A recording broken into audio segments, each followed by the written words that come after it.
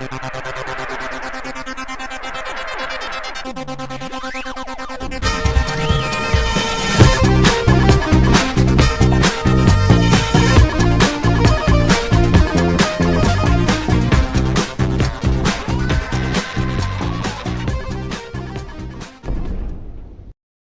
guys, welcome back. This is Matt Chat, episode 334, featuring the second installment of my interview with Mr. Volker Wertich. This part of the interview, we talk about a little bit more about the Settlers than we talk about his game. Spellforce, Path of War, as well as Battleforge, and much, much more. A lot of great stuff here, so without further ado, here is Mr. Volker Wertich. You know, when I hear stories like that, it just amazes me the games get made at all. People complain about glitches and things, but yeah, I think Settlers 3, to be honest, was released with some glitches. So we were able to remove a lot, but we still had to fix a few bugs after it was released. So the complexity of the game, of course, was... I think we still hunted a few things. Of course, we had a lot of bug reports like smelters producing pigs and something like that, which was a copy protection. But except for that, yeah. I had a couple of other questions about the original Settlers game. Notice some of the reviews talked about they appreciated that it wasn't as violent as a lot of the other games on the market. There was combat, right, but it was more of a humorous, comical style. Yeah. I just wonder what was the reasoning behind that decision. I would say it's like I'm never into violent games. Yeah, I think the strategy behind the game is what makes the game interesting, and I really like that even parents could give this game to their young children and let them play around with it, and they could even learn things and really enjoy it, and there was no worries about having any kind of violence. So it was not really a marketing decision of any kind. It was like, if you are watching those people acting automatically, it's more kind of a cute thing. And we kept the whole game as a cute thing that you can watch. I think some of the later Settlers games, didn't they get more realistic as the time went on? Yeah, I think the Settler series then often had the issues later on that they try to reinvent something and make something more suited to the current time and other products which are out in the market, but it's not so easy to transport this old idea into the new world. I think it's possible, but it's not easy. And obviously it didn't work sometimes that well, but sometimes it worked better. Yeah, I guess you were talking earlier about your facility with the assembly language. I guess that explains why you didn't have to swap out disks a lot and sit around waiting for it to load and things like that. Yeah, of course, that's not so much fun, yeah. So why did you decide to leave the Settlers series? We were discussing with Blue Byte to create a Settlers 4, but those days then Blue Byte decided to sell, as the boss of Blue Byte decided to sell his whole Blue Byte studio to Ubisoft. So it was really completely reshuffled, and then Settlers 4 was created internally by Ubisoft, and I didn't really step in there. So those days I decided it's time to do something different, and basically what I did is then I used some of the money that I earned with the games, and I created my own studio initially. So about 2000 I hired a few people, mostly basically some friends, and people I knew already from before, and then we started working on the Spellforce series, and found with Joe Wood we found a new partner then, and we were teaming up then for several years for the Spellforce series. Just one last thing about the Settlers before we move on from that. Have you checked out that Settlers Online? Yes, of course. We've even worked a bit on that title. 2 years ago we were looking into some of the topics of the game, and we were adding some features which was like new islands that you can explore, and we helped a bit on the PvP parts of the game. So I think that this game has a lot of areas where it could be improved, and we were working on it for a while. But we didn't really put a revolution on it. The technical limitations really made it not possible there. for the techniques that was used for this game to make a real big step. Is that available in the US or is it German only? I'm not sure. I think this game is a browser game which is available everywhere, but it's Flash-based, so it's probably getting some issues now to be playable everywhere. All right, so you founded your own games company. You were just talking about that, and I guess this is 1997. Does that sound about right? No, it's 1990. Let me check. 1998, Settlers 3 was released, and we worked on add-ons. We had 2 add-ons with Settlers 3, and then in 2000, I think I found my own studio. Then you did a game called Spellforce. Yeah, we worked on Spellforce, which was a mixture between economy and role-playing.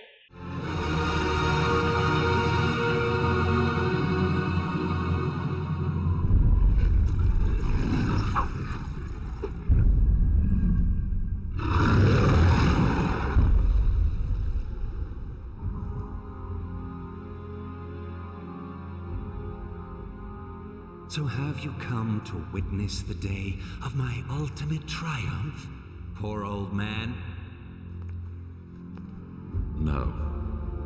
To witness your downfall.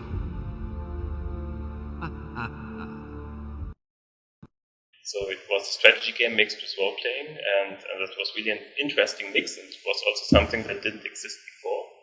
And it was also a really successful game. People enjoyed it a lot.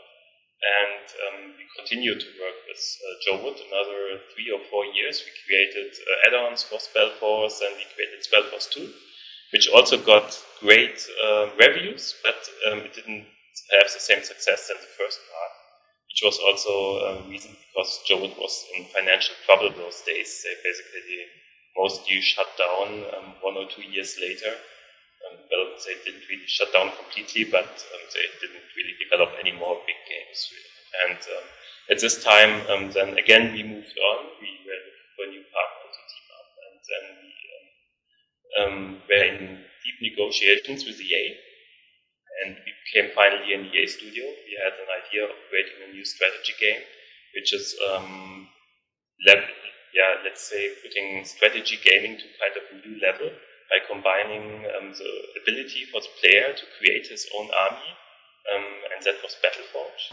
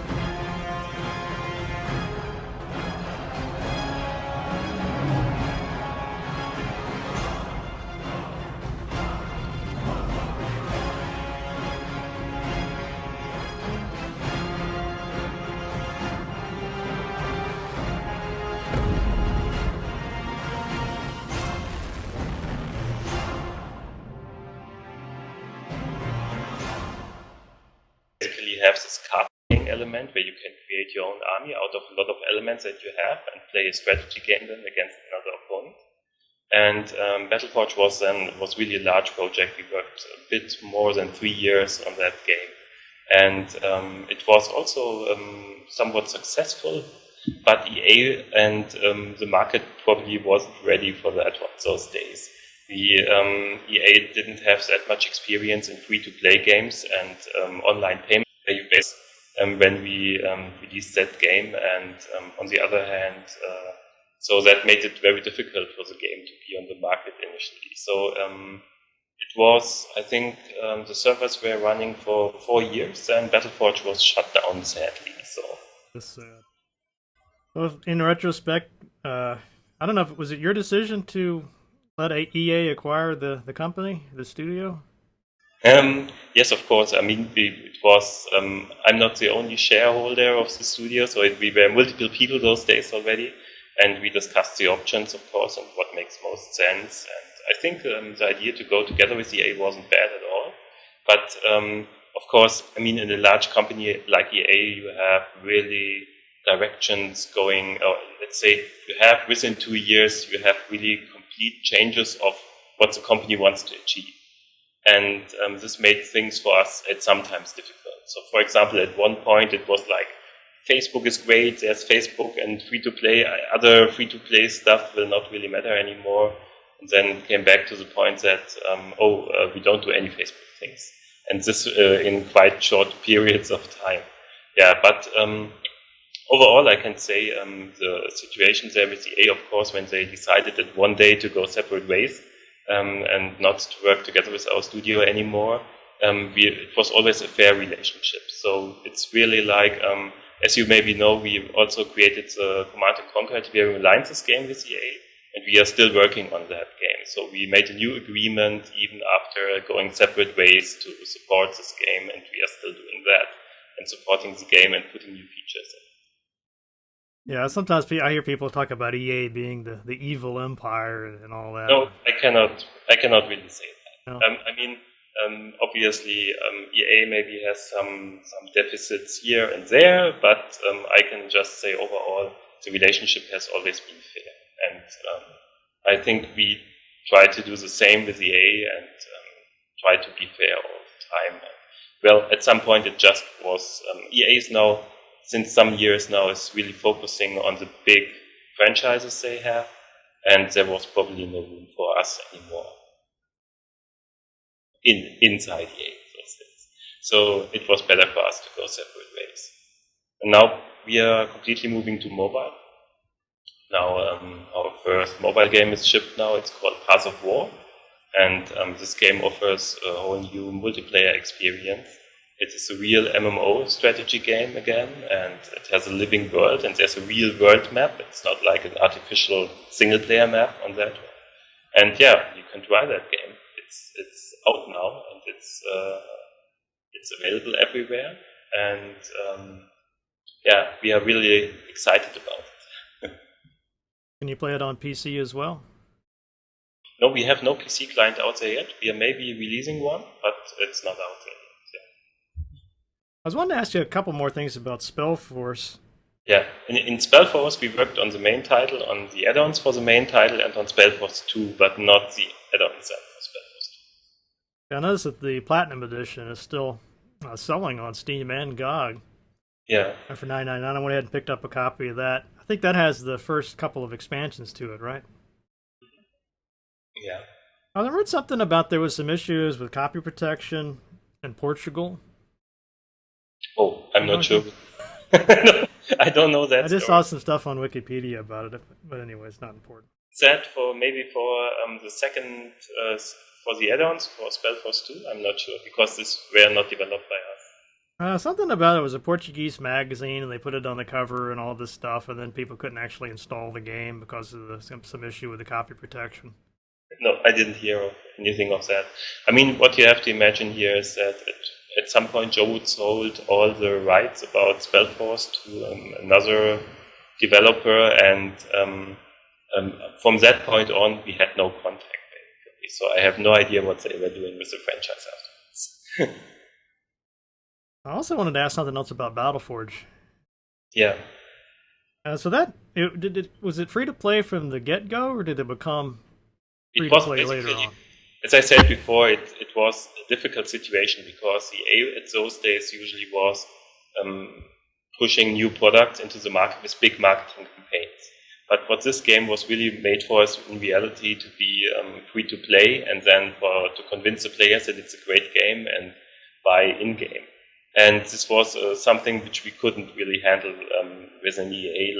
So originally it was a boxed game, but you get, when you buy it, in-game currency for like 50, 60, 70 euros or dollars, depending on kind of box you're getting. So it was a mixture. It was a hybrid, which wasn't really helpful. Kind of ahead of its time, I guess you would say. Well, I would say it should have been free-to-play, but that wasn't possible those days because free-to-play was quite new, especially if you think of high production values. It sounds like it was doing pretty well, though, so players could buy cards in the game, right? And that's a pretty interesting model. Yeah, it is. But it also, you have to think it's like if you have cards that you can buy and trade, you have a whole new topic of issues also, because you then of course have fraud, you have trade with frauded items. So this is like all the free-to-play games nowadays don't go that path. Yeah, it's a nasty one because you need a lot more, let's say, infrastructure to really make sure that the game is working properly. Are you a fan of Magic the Gathering? Yeah, I am. I didn't really see anything of Magic the Gathering when it was shipped. I learned about it 8 or 9 years later when it was already on the market, and I think it's really fascinating because for me personally, it's always game rules which are exciting. And I think that Magic the Gathering has a lot of elegant game rules, and it really, I would say, brought card gameplay there to a new level, which was not possible before. And honestly, I think also that Blizzard with, just missing the name now. Hearthstone? Hearthstone made it even more perfect. They basically, what Blizzard is doing sometimes, they are taking a close look at another successful product, and then they are streamlining it to make it even more mass market compatible. And I think there's a lot of genius rule changes in Hearthstone, which they adjusted to the Magic the Gathering rule set to avoid such complex situations, but still keeping the diversity of gameplay. That's really nice. Well, it's doing pretty well for Blizzard, that's for sure. One last thing about Battleforge. So, of course, that was shut down, right? But did you know that there's an effort to reboot it? I was just wondering what your thoughts are on that. I like that concept. My son is really asking me every week if they will be finished or not, because he loved that game and he would really like to see it again, being online. So I think it's not that far from being online again, so I hope it comes soon. Are you helping them out with that? No, we don't have contact. I just saw that the team is working on it and trying to get it back up.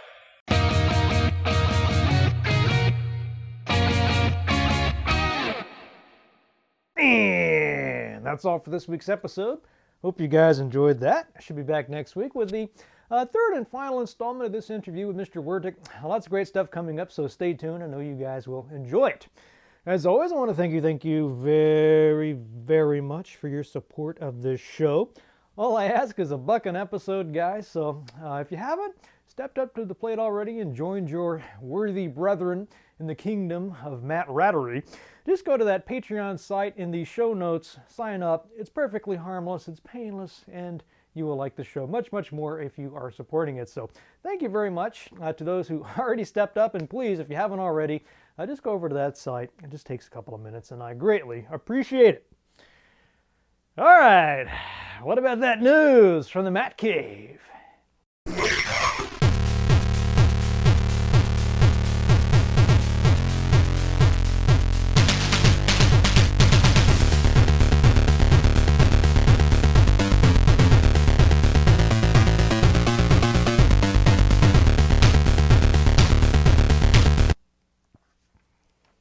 All right, got some great news this week. Oh, man. First up is that Siege of Dragonspear is out. This is the Baldur's Gate 1.5 expansion.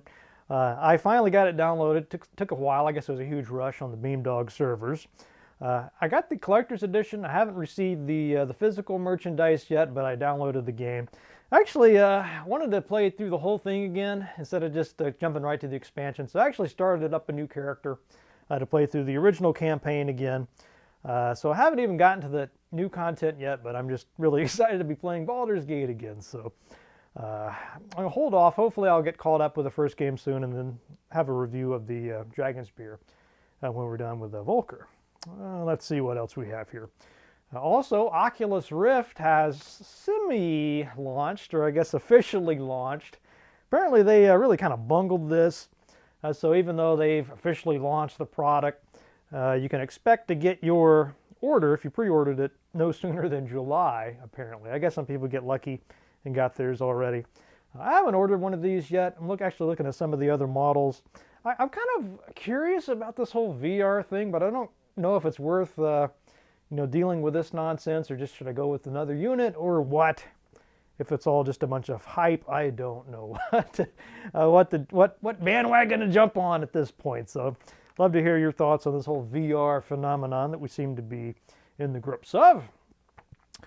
Also, some other good news. If you like Apple II games, or if you're not really familiar with it, apparently you can play hundreds of some really rare Apple II games now over the Internet Archive.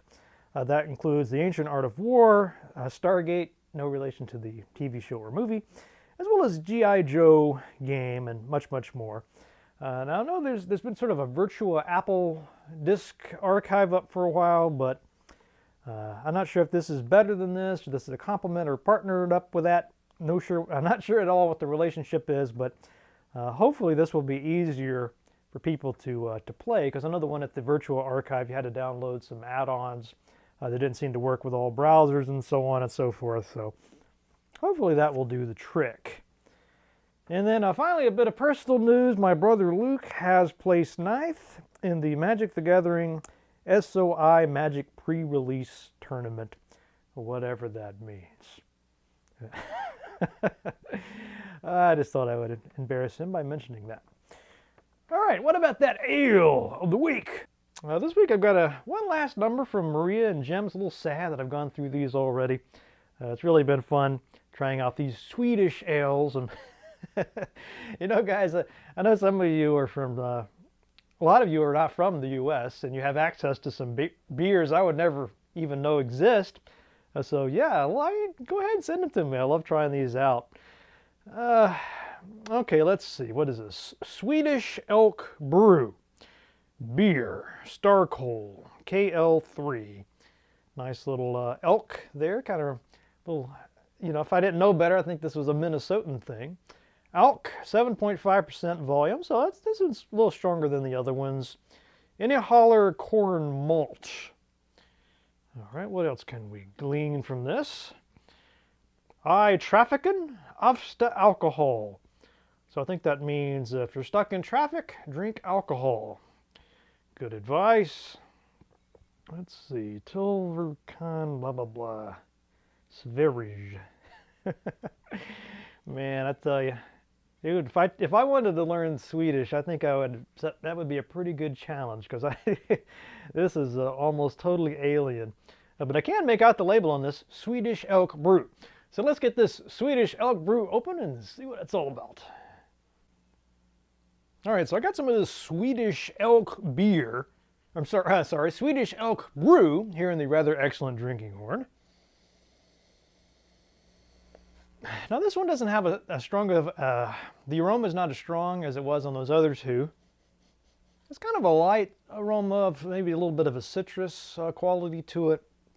Not a real strong smell to it though, maybe that's a good thing. Let's give it a taste though, and skål to Maria and Jem. It sure has been fun trying out these brews, so thanks so much for that. Oh.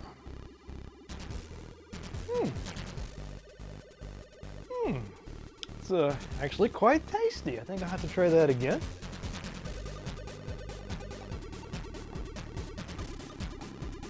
This one, I gotta say, this one is, I would put this one a whole notch above those other two.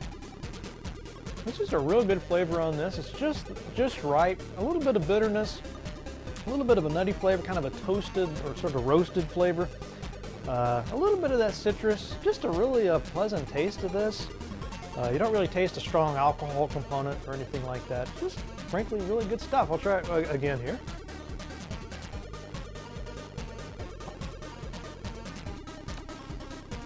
I mean, what can I say? This one's just kind of knocks it right out the park, I think. I don't know who could really complain about this this choice here. The flavor is just right. So you can enjoy this. I guess you could drink it on its own or with a meal or something. It's not going to overpower you. Not a lot of alcohol flavor. Just kind of a nice sort of toasty flavor. Maybe on those cold Swedish mornings. I don't know what how the weather in Sweden compares to Minnesota. But this would be perfect for a really cold winter morning when you're out hunting. You know, we have moose hunts here in Minnesota. And apparently you can only hunt, I haven't actually hunted for moose, but apparently you only get once per life. So you get one moose kill per lifetime. That's the license, and the licenses are pretty expensive. Anyway, this is just a really solid choice here. Got no complaints at all. I'm going to go a full 5 out of 5 on the Swedish Elk Brew. A really good choice. You know, I think I would be happy to drink more of these. But anyway, if you see it on the shelf, or if you happen to go to Sweden, check it out, Swedish Elk Brew. And thanks once again to Maria and Jim. All right, let's wrap this up with a quotation. And I've been watching this series. I got this Great Courses Plus subscription. And man, that is some awesome content on that channel. But I was watching a series about epic military blunders. And they had one about Cao Cao. I believe that's a Chinese emperor, or a Chinese warlord. But anyway, long story, his opponent, Li Yong, had this quotation, and I thought this quotation was awesome. I think you will too. It goes something like this. Even a bolt shot from a powerful crossbow cannot pierce even a single layer of silk by the time it is at the tail end of its flight. Now think about that one, huh? See you guys next week.